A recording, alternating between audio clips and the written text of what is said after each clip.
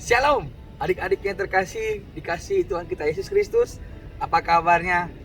Pasti luar biasa. Pagi yang indah, pagi yang cerah ini, Tuhan Yesus sungguh luar biasa memberikan kita kesehatan, kekuatan.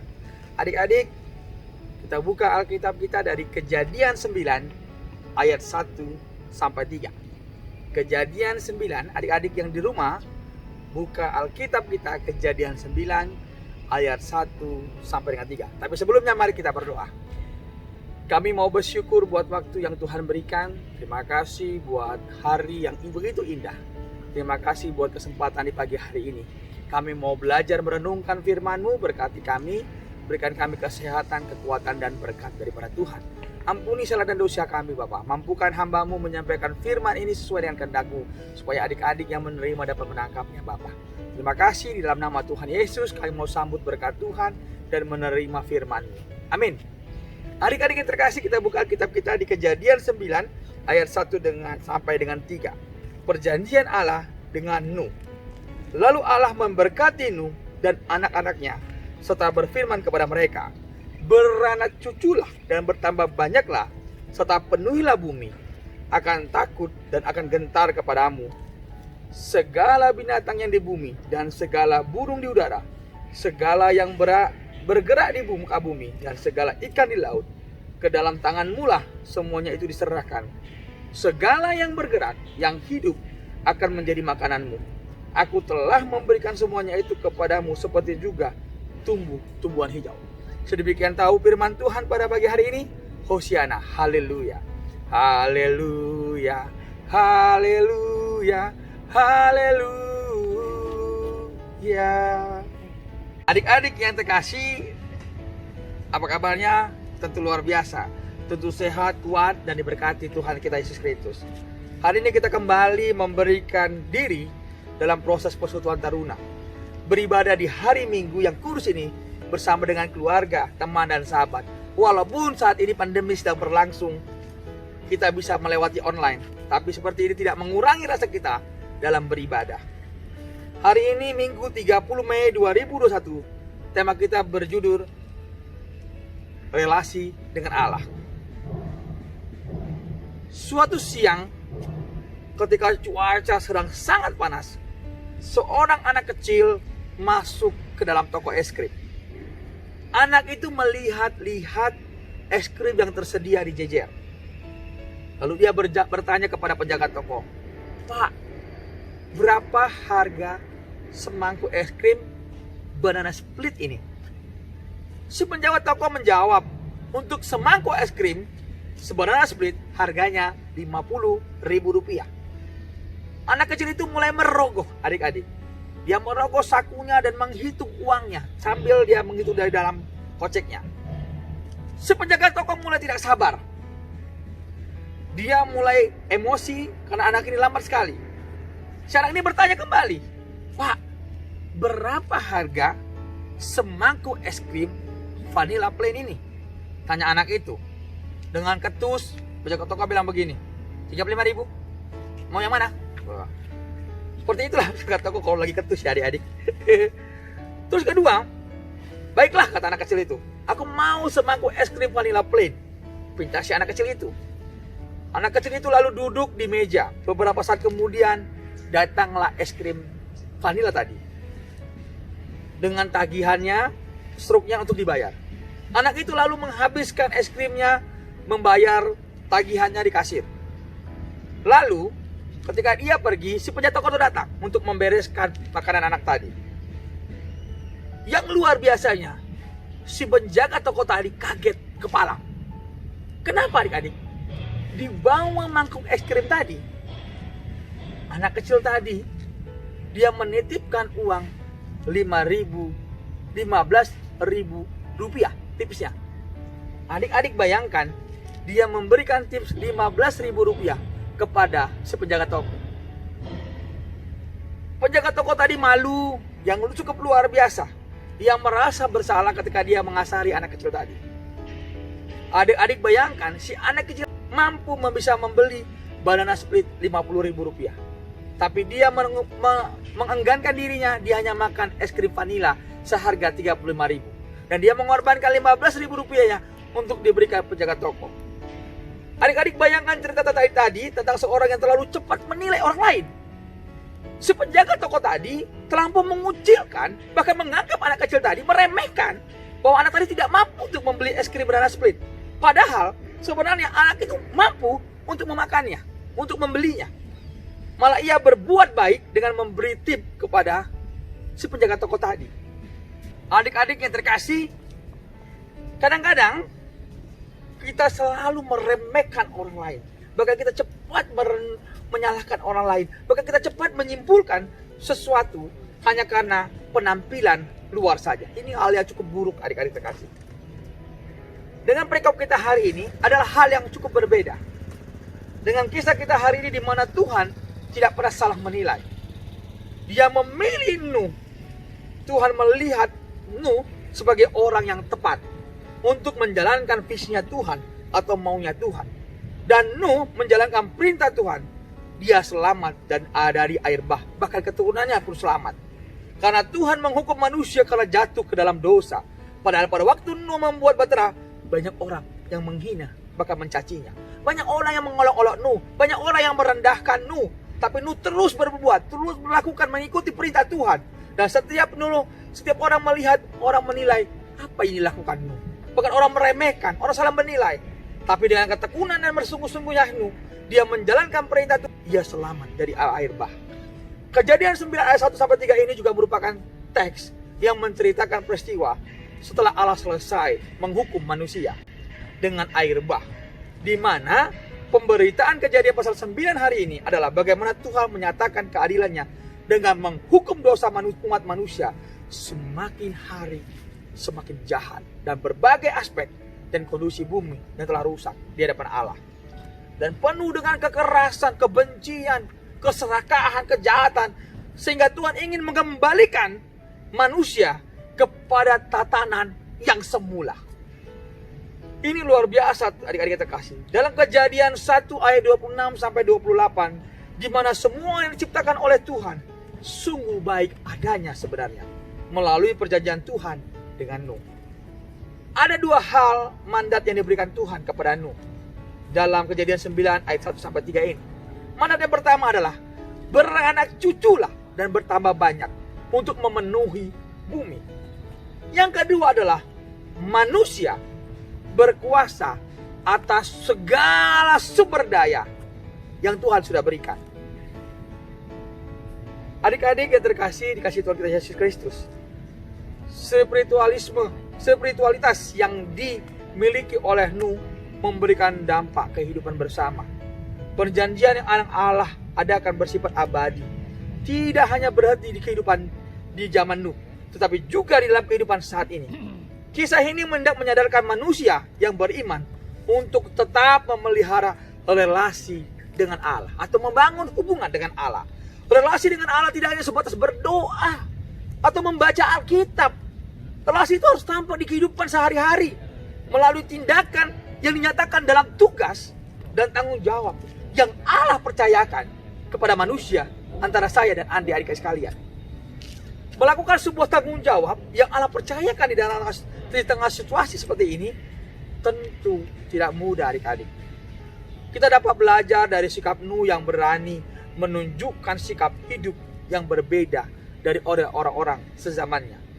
Ia tetap membangun relasi dengan Allah sehingga ia mendapatkan belas kasihan dari Allah. Hal ini sama juga dengan kita terjadi dalam kehidupan orang yang beriman saat ini. Sekalipun situasi sulit saat ini, orang beriman akan tetap keluar. Karena itu, mari tetap kerjakan tanggung jawab. Ada beberapa hal yang kakak menilai begini. Sebagai orang muda, ada sebuah tantangan yang kita hadapi saat ini. Pertama, pengaruh media sosial yang sangat buruk maupun positif. Game online misalnya, gadget online yang bisa kemana aja. Kata orang ketika kita membuka dunia melalui HP kita. Wah, jendela dunia itu ada di HP kita. Bahkan pornografi, bahkan judi, macam-macam di situ bentuknya, adik-adik. Tinggal adik-adik yang memfilter ya. Adik-adik yang bisa memilih mana yang terbaik buat adik-adik. Yang kedua, pola hidup kebebasan. Pergaulan bebas, tidak terbatas ruang dan waktu. Negatif dan positif, tidak suka diatur. atau digurui, berontak kepada orang tua atau otoritas. Gaya hidup hedonisme atau modern, mengutamakan kepuasan di atas segalanya. Tidak pernah peduli dengan orang lain. Benar atau salah itu nanti kita lihat dulu.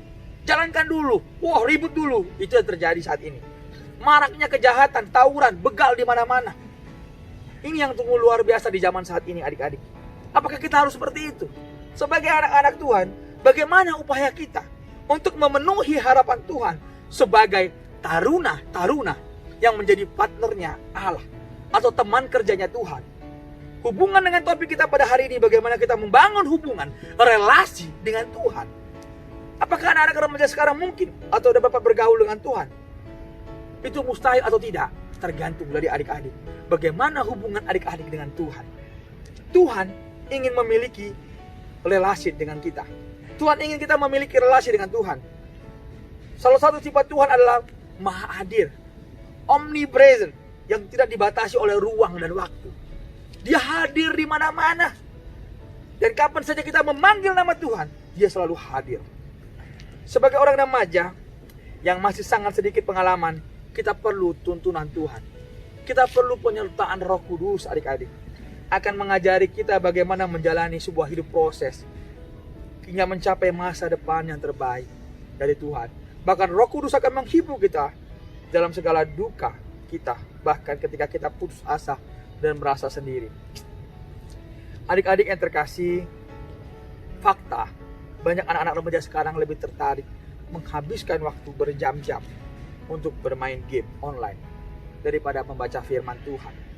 Anak-anak remaja sekarang lebih tertarik melakukan hal-hal yang dianggap keren, gaul, kekinian, yang belum tentu bermanfaat, bahkan tak jarang dapat melakukan merusak kesehatan dan masa depan, bahkan begadang yang tidak perlu, bahkan main online sampai pagi, bahkan banyak hal yang dilakukan adik-adik terkasih. Daripada mengikuti kegiatan-kegiatan demikian, lebih baik kita bergereja, ibadah YouTube, komunitas anak-anak muda, ikut taruna, ikut GP, macam-macam hal yang bisa kita lakukan sebagai remaja. Yang paling parah melakukannya adalah hal-hal menentang firman Tuhan dengan melanggar peraturan pemerintah maupun orang tua.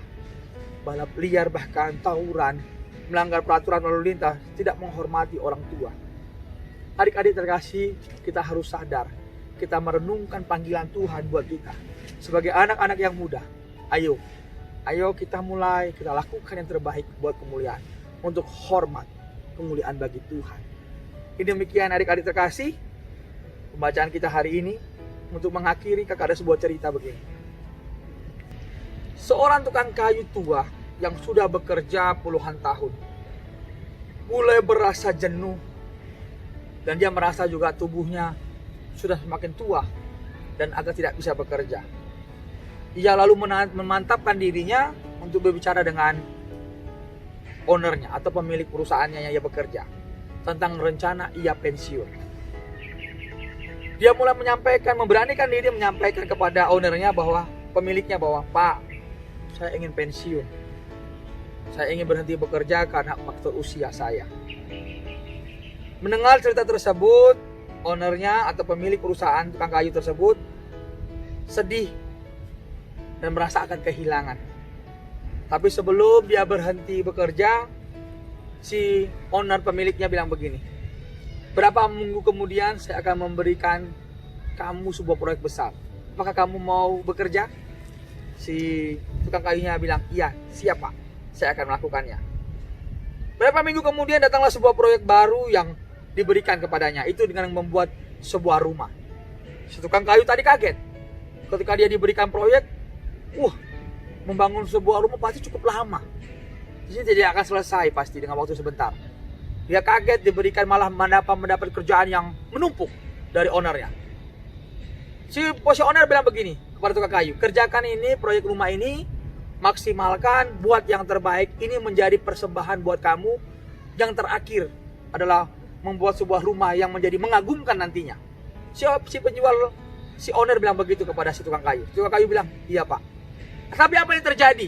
Saudara-saudara terkasih, adik-adik terkasih, si tukang kayu tadi kecewa. Kalau saya mengerjakan rumah ini perlu waktu yang lama, prosesnya panjang. Dan dia mengerjakan secara asal-asalan. Dia beli bahan yang biasa-biasa saja. Ya akhirnya bangunan itu jadi seperti biasa. Dan dia laporkan kepada pemiliknya, "Pak, pekerjaan saya selesai, rumah telah jadi." Katanya begitu. Akhirnya dia lapor kepada ownernya bilang begini, "Terima kasih ya, kata tukang kayu. Kamu sudah melakukan pekerjaannya. Terus kamu tahu tidak bahwa rumah yang kamu bangun hari ini sebenarnya akan saya persembahkan buat kamu."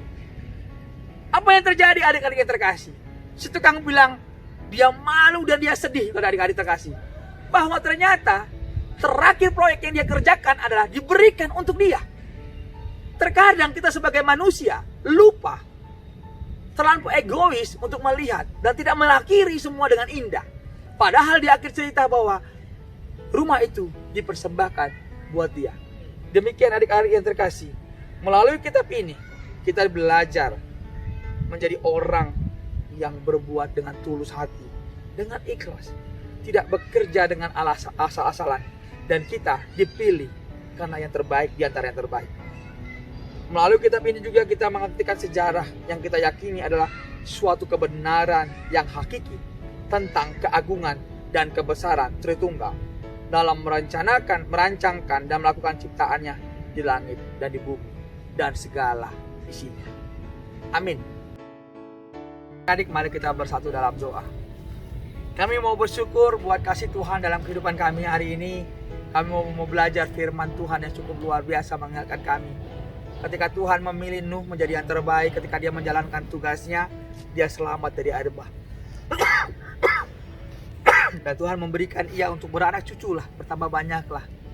Kami mau belajar Bapa, untuk merendahkan diri, mau mengikut dengaran akan firman Tuhan. Kami mau sebagai anak-anak muda yang mau terlatih. Kami mau belajar untuk menjadi yang terbaik. Kami mau menjadi anak-anak Tuhan yang tulus setenggak dengan kehendak Tuhan. Bapak yang baik, Bapak yang sungguh luar biasa, di pagi yang indah yang cerah ini, kami berikan kami kesehatan, kekuatan. Kami tahu di masa pandemi ini kami tidak bisa berbuat apa-apa, tapi kami percaya dan berdoa, biarkanlah semua berlalu. Biarkanlah badai ini berlalu. Setiap kehidupan manusia punya masanya, tapi kami yakin dan percaya Tuhan selamatkan kami.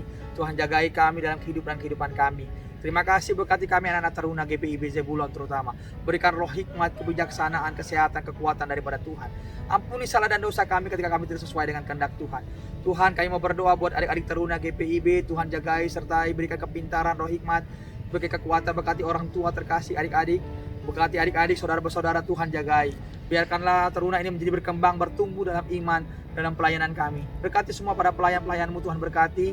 Para pendeta, presbiter yang bertugas, Tuhan berkati. Berkati semua yang ada di gereja kami. Bahkan jemaat, Tuhan berkati, dikudusin. Lindungi kami dengan kasih setia Tuhan. Jagai kami dengan damai sejahtera-Mu Bapa. Ampuni salah dan dosa kami ketika tidak sesuai dengan kehendak Engkau. Ini kami anak-anak-Mu Bapa. Ampuni kami. Berkati bangsa dan negara ini, Tuhan jagai, Tuhan kudusin. Berkati setiap bangsa ini, berkati kota Batam, berkati provinsi Kepri, Tuhan jagai.